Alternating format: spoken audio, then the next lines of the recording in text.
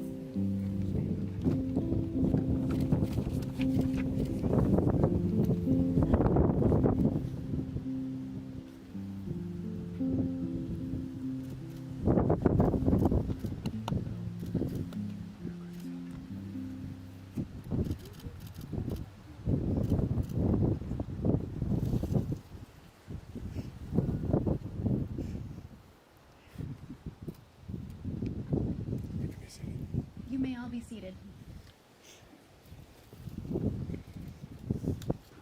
Hello and welcome, everyone. Annika and JD, along with their families, are so honored to have you all here to celebrate this momentous day and this very special couple. My name is Adam, and my wife, Amy, and I are going to be leading the ceremony today. Before we start, we do have one order of business. The couples have asked that everyone stand and turn for a group photo after the ceremony, once the bridal party reaches the end of the aisle. Then we can all head across the bridge into the vineyard for a cocktail hour. All right, now that that's taken care of, you're all probably wondering who we are and why the both of us have gotten this oh so important role of Masters of Ceremony. Well, this story starts almost 8 years ago in Eugene, Oregon, on a sunny January day when Annika and I moved in together with mutual friends during our junior year of college. My parents and I had unloaded all of my stuff into my new room, and we were about to hit Safeway to get my first batch of groceries in the car. On the way there, we saw a very distressed Annika on the side of the road, and she was attempting to carry 2 massive bags of groceries several blocks back to her house. The bags were ripping and exploding with food. My parents and I stopped in our car and asked Annika if she could use a ride.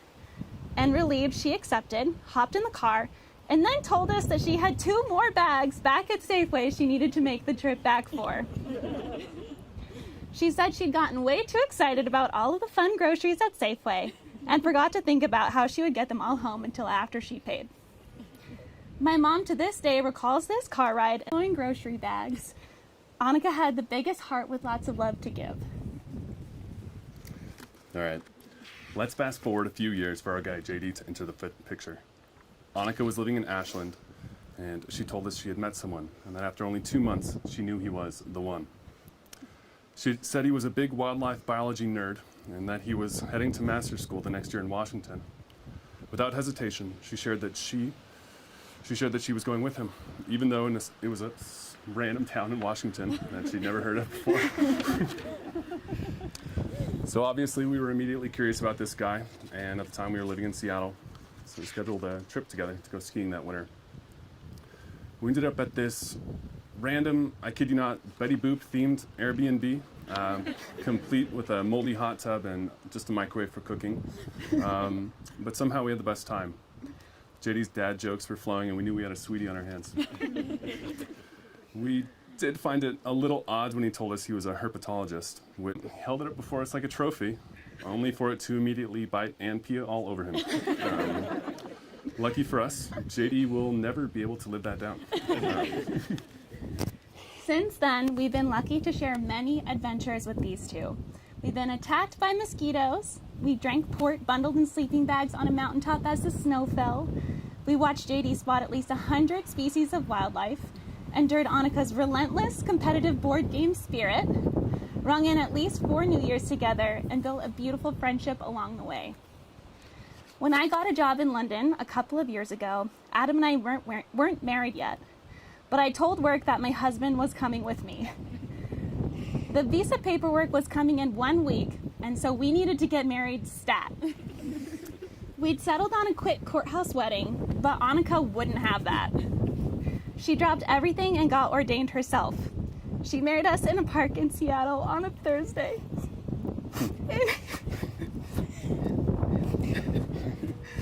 JD brought me a beautiful bridal bouquet and stood in as our photographer, and I'm so honored by their friendship.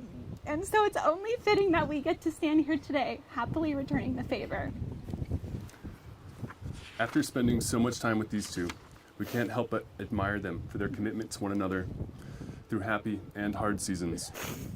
We've seen them support one another as they both completed advanced degrees, sacrificed for each other, prioritized time for one another. Oh man, now I'm getting there. And through challenging job changes and challenging schedules, laugh together, even to JD's horrible sense of humor. And we especially love how much they complement one another. Annika encourages JD out of his comfort zone, and JD helps Annika slow down, to stop planning so much and remember what really matters. So while we are so confident that JD and Annika will continue to build on this amazing foundation they have in their marriage, a little advice never hurt. Adam and I only have a little experience at this marriage thing, so we thought we'd call in some seasoned couples for help. JD and Annika are so lucky to be surrounded by many examples of marriages that are full of love. We've asked a few of these couples to share advice for Annika and JD, which we will read now along with our own advice. JD's dad, Gary, and his wife, Roberta, their advice comes in 3 parts.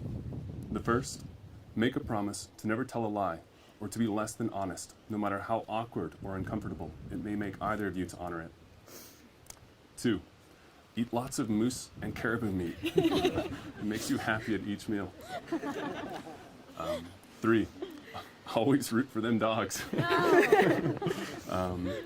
They say that if you each do these 3 things, you will live a very happy and long life and enjoy a happy marriage. Annika's mom, Susan, and dad, Chris, also wrote some loving words. They say, a loving marriage is created by 2 people who feel grateful for one another every day. When they were married, the minister said, while traveling through life together, sometimes you will face each other, sometimes you will be side by side, and sometimes back to back, but always stay true to your vows. They also encourage you to always try to see each other's perspective when getting angry. Breathe, observe your own energy, and try to listen more than you talk. And finally, they shared that doing love right means the sum total of your efforts yields more compassion, more decency, more laughter, more justice, and more goodness. JD's mother, Helene, and her husband, Steve, also have a few words to share. Helene says, it's not complicated, just be nice to each other. Steve says, remember to be patient and to take time out before you say something you might regret. Together, their advice is, remember that it's not a competition, both of you are on the same team. Annika's grandmother, Lori, directed her advice mainly to JD. She says, all you need to do is love, laugh, help with the dishes, and occasionally wash her car. Lastly, spend time apart and to engage in your own hobbies and passions along with those which you share. Maintaining your unique identities and the other important relationships in your life can strengthen your partnership and, in our experience, keeps the dinner time conversation just a little bit more interesting. And with that, let's get these 2 married. At this time, Annika and JD would like to take a moment to remember loved ones who are not with us today. Let's all just please take a moment and stand. Actually, excuse me. Take a seat. That part's coming. We're day 4 through 8. Love is patient. Love is kind. It does not envy. It does not boast. It is not proud. It does not dishonor others. It is not self-seeking. It is not easily angered. It keeps no record of wrongs. Love rejoices with the truth. It always protects, always trusts, always hopes, and always perseveres. JD and Annika feel so honored to share their commitment in front of loved ones. A marriage needs the support of a community. With that, everyone please stand.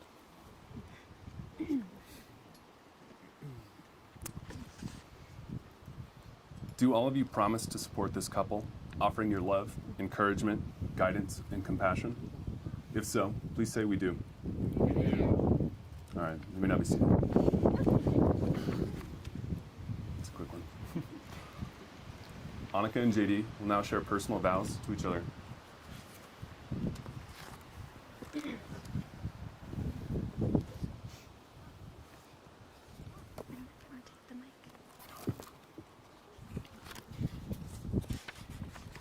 Annika, many things are easy when it comes to loving you. Your smile, which can light up a room, is easy to love. Your humor, which is lighthearted and natural, is easy to love. Your drive to succeed in your career, your compassion for the patients you serve, and your capability as a provider are all reasons I love you. Even your passion for planning events is something I love. But there are many aspects of life that are not easy, be it health scares, financial concerns, or trying to plan a wedding during the pandemic and what we thought was going to be a rainstorm. When the life challenges inevitably crop up, I know and I am grateful that I can face those challenges with you. Your smile, instead of lighting up a room, will carry us through life's hardships. Your humor will remind us to laugh, even when that alone might feel like a challenge. Your motivation, drive, and ability to face things head on will all serve us well when things are hard. In short, as happy as I am to have found someone I truly love, I'm equally grateful I have a partner who makes me excited about all parts of life, even its challenges. While I am grateful to have found the love of my life, and as confident as I am with you by my side, I know that love is a partnership, and I must work to make it succeed too. Annika, I vow that if your smile ever dims, I will be there to rekindle it. Be that by reaffirming my love for you, or by reminding you of when you almost put a hole in our tent and it sneezed. To take time to just enjoy each other. I love that whenever I come home from a hard day, you're there to wrap me in a big hug and reassure me. I genuinely feel that we can get through anything as long as we're together. I love that we both value family and adventure, loyalty and communication, and I know that these core values will serve us well in our marriage. JD, you are the most devoted, kind, and supportive person I've ever met. You are so talented in so many ways, from dobro and guitar to biology and photography. I love that you're always filling our home with music, and that you're always teaching me things. I'm always impressed by your moral compass and how sensitive you are to others' feelings, and I know these qualities will make you a wonderful husband and father someday. In our marriage, I promise to laugh at your amazing yet corny dad jokes. I promise to always be your best friend and make decisions as a team in good times and in bad. I vow to never stop encouraging you in your hopes and dreams and always be your number one cheerleader. I vow to always be working on our marriage as we grow together. JD, I vow to love you always and always put our marriage and family first. I vow to respect you, listen to you, and walk beside you through whatever life brings. You are the love of my life, and I am so happy to become your wife and get to spend the rest of my days loving and supporting you. Annika and JD will now repeat shared promises to one another. I vow to prioritize our relationship and family over life's other distractions and work together to achieve our goals. To listen to you and respect you as a partner and equal. To walk alongside you as we share in life's sorrows and laugh through its greatest joys. To put you first in our marriage as we practice love, loyalty, and empathy for one another. I vow to prioritize our relationship and family over life's other distractions and work together to achieve our goals. To listen to you and respect you as a partner and an equal. To walk alongside you as we share in life's sorrows and laugh through its greatest joys. And to put you first in our marriage as we practice love, loyalty, and empathy for one another.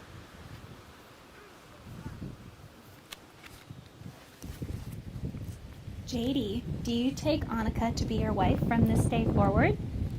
I do.